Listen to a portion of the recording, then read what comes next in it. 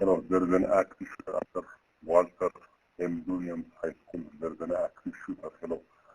5 students have been shot.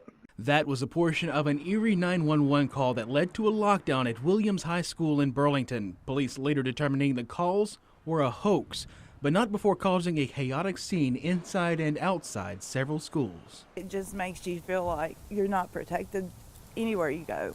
It's always something that's going to make you be even scared to go anywhere, you know. And then when you hear your child, it just makes you upset. Imagine what it must have been like for the kids inside those schools. Everybody was just panicking. I was calling my parents. I was having a panic attack myself because I have really bad anxiety.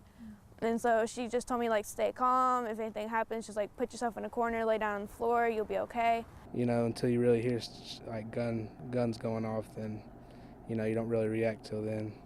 You know, you're still panicked and worried.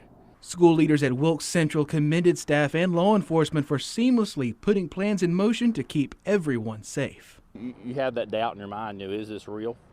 But, you know, we went through these scenarios, not quite to this extreme, but, you know, the first is you got to act. And that's the thing I give kudos to our law enforcement. You know, there was no hesitation whatsoever of them arriving and taking charge of this scene today. You know, lockdown fatigue to me just means you're sort of deadened to, you get these repeated lockdowns and notifications, you hear about them after school. Sally Grubb has 3 students in Guilford County schools. There was also a fake 911 call there. She says the frequency of emergencies has made her numb to the flood of emotions brought on by a lockdown notification. The first few are alarming. Now after a while, I've got a child in high school, a child in middle school, a child in elementary school. You know, I'm grown accustomed to them, and I think that's a little bit sad that I would feel that way. Grubb says each morning when her kids go to school, she trusts teachers and administration to protect her children if and when these incidents find themselves a little too close to home.